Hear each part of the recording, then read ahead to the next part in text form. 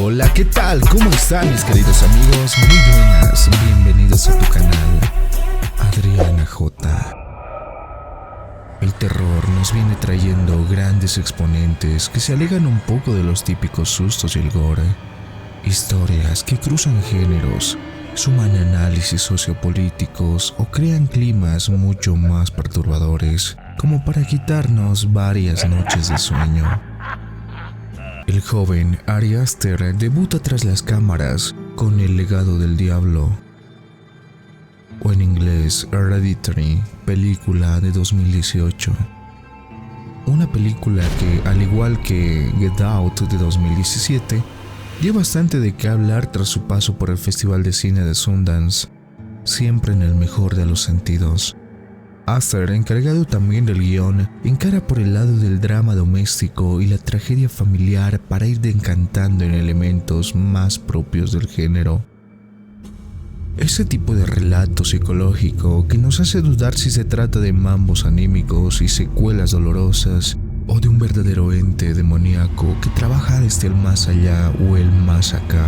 Así que sin más preámbulos ni introducciones, damos inicio al análisis y explicación de Hereditary, o como la mal titularon en español, El legado del diablo. Comencemos. ¿Por qué es importante el inicio de la película? Quizás la mejor manera de empezar a entender esta película es prestar atención desde el inicio al obituario con el que el director Ari Aster da inicio al metraje. Es la notificación al público de la muerte de Ellen Lake, en el que hace una descripción de su familia.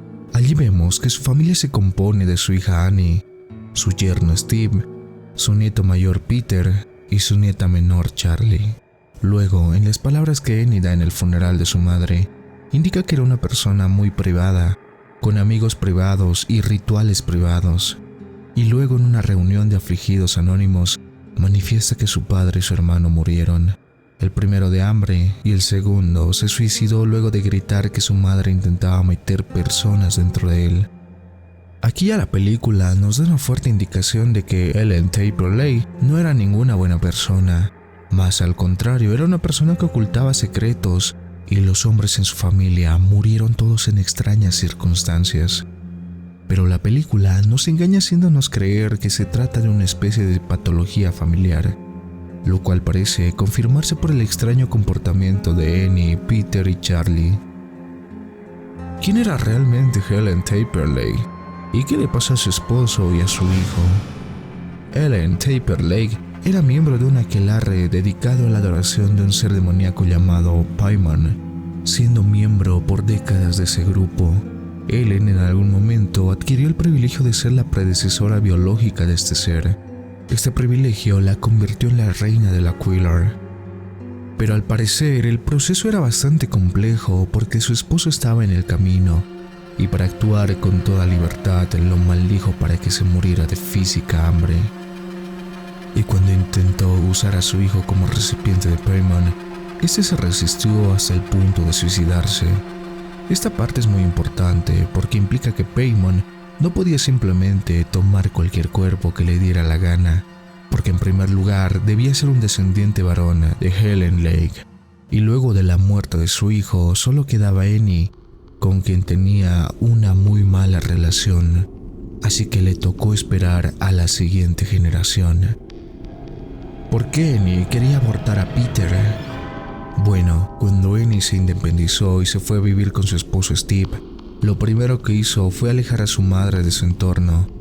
Annie de alguna manera sabía que su madre era peligrosa y que ese peligro estaba vinculado a su descendencia. Así que cuando quedó embarazada de Peter, su instinto le indicó que debía perder a la criatura e intentó hacerlo llevando un embarazo descuidado. Pero no funcionó y Peter nació.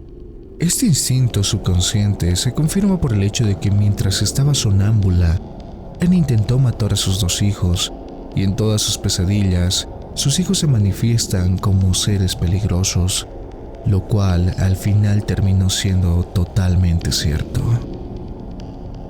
¿Qué es Charlie? ¿Por qué hace esos chasquidos con la lengua? siquiera eran esos muñecos tan raros que hacía. La distancia que Annie puso entre ella, Peter y su madre previno que Peter sirviera como recipiente inmediato de Paimon, así que cuando Lake volvió al entorno de su hija ya anciana y enferma, el siguiente embarazo de Annie fue el elegido, así que Charlie, una niña, sirvió de receptor a Paimon. Annie incluso confesó que le había permitido que Helen criara a Charlie como compensación por el tiempo en el que permanecieron peleadas. El problema para Helen era que Paimon no quería un cuerpo femenino como el de Charlie, y como el único descendiente varón de ella era Peter, entonces le tocó armar un plan para organizar la situación. Esos ruidosos chasquidos que hacía Charlie era una especie de lenguaje diabólico que se usaba en el infierno, y parece que solamente Charlie podía entenderlo, por lo que ni siquiera los miembros de la Quillard lo utilizaban. Ahora, los muñecos que hacía Charlie son una expresión de una de las habilidades del demonio que la tenía poseída, Paimon. ¿Qué rayos es Paimon? De acuerdo a lo que dice Joan, Paimon es uno de los 7 reyes del infierno y tiene como gran fortaleza el conocimiento. Asimismo, sus adoradores reciben de él buena fortuna. El conocimiento de Paimon es universal, es decir, lo sabe todo, incluso cómo resultarán las cosas en el futuro si se toma cierta decisión, así que es perfectamente capaz de predecir con bastante exactitud el futuro. Los muñecos que hacía Charlie son prueba de ello. Cada uno de sus muñecos representaba a cada uno de los miembros de la familia sanguínea en la escena final, y la forma en la que le cortó la cabeza al ave que se estrelló con la ventana era una predicción de lo que sucedería con ella.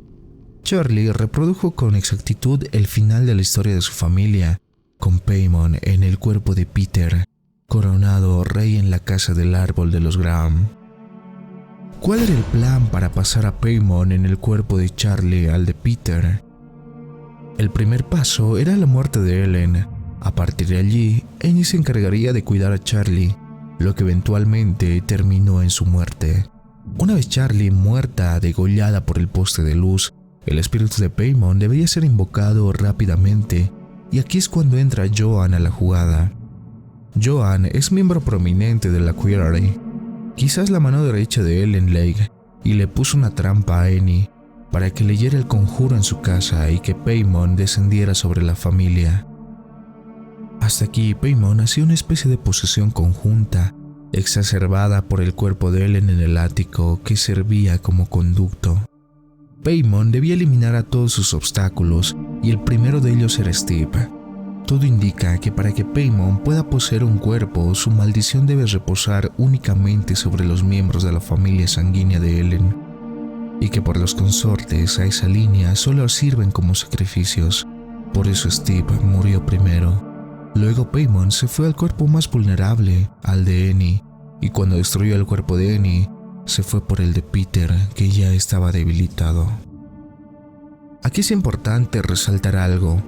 Paimon sí intentó poseer a Peter de primeras, pero este era demasiado fuerte, así que luego de darse cuenta que no podía tomar su cuerpo, lo obligó a romperse la nariz y una vez debilitado pudo hacer la posesión.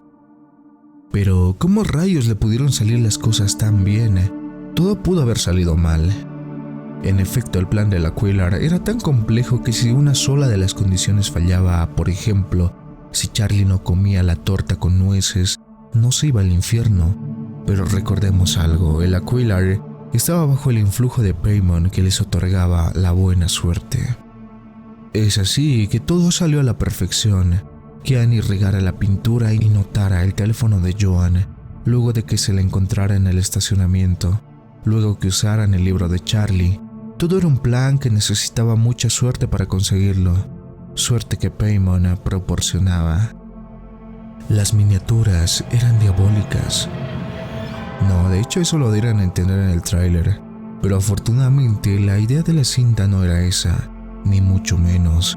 Sin embargo, resulta una metáfora interesante de que así como Annie creaba mundos a su antojo, asimismo Paimon y el Quillard hacían algo similar con su familia. ¿Quiénes eran los personajes que aparecían desnudos por toda la casa? Estos eran miembros de la Quillard, De hecho, el primero que sale escondido en la penumbra ya había aparecido en el funeral de Leigh, el sujeto con sonrisa extraña. Su desnudez se puede explicar porque en la adoración pagana o demoníaca, como la quieran llamar, la exposición del cuerpo es importante. Todos ellos están interesados en adorar a Paimon para recibir a cambio buena fortuna. ¿Qué significa la escena final de Hereditary? En la escena final vemos como Paimon se apodera del cuerpo de Peter, quien sube a la casa del árbol. Allí Joan le explica quién es, mientras que todo el Aquilary, incluyendo los cadáveres de Ellen y Annie, están allí arrodillados enfrente a él. Joan le quita la corona al ídolo que representa a Paimon, que tiene la cabeza degollada de Charlie, y se la pone a Peter, dando fin a la película. Este final implica que el plan del Aquilary, que era el mismo de la difunta Ellen, tuvo éxito total. Paimon ahora estaba en carne y hueso en el mundo de los mortales, en un cuerpo masculino que les garantiza a sus adoradores buena fortuna. Los Graham sirvieron de vehículo y una vez alcanzados, todos fueron destruidos. En esta película los buenos no ganan. Todo es una explicación detallada de cómo ganan los malos. Quizás ese es el plus de esta película, ya que no tiene un final feliz. ¿Cuál es el mensaje de la película Hereditary? Esta película es una compleja metáfora sobre el duelo y la locura.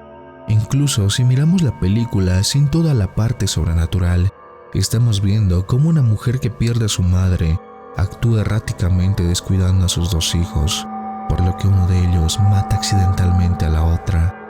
Esta segunda tragedia desata un comportamiento aún más errático que conduce a la muerte de su esposo y al descenso a la locura de su hijo, quien termina convertido por esa misma condición de dolor y locura en un ser completamente diferente.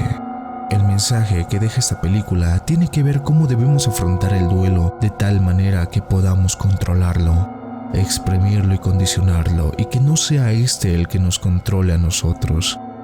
El dolor, el miedo y la ira, sin control, terminan afectando a la salud mental, orillándonos a tomar decisiones unas detrás de otras, hasta que terminamos convirtiéndonos en una versión oscura y negativa de nosotros mismos, capaz de cosas inimaginables. Un campanazo de alerta cinematográfico al que la misma película da una solución: hablar a tiempo. Entonces te recomiendo ver esta película, y si ya la viste, espero aclarar algunas dudas. Saca tus propias conclusiones y compártelo conmigo acá en la caja de comentarios. Dale like al video si te gustó y compártelo con tus amigos, porque llegamos al final del video. No olvides suscribirte al canal y activar la campanita para más contenido similar. Yo soy Adriana J y nos vemos en el siguiente video. Hasta la próxima.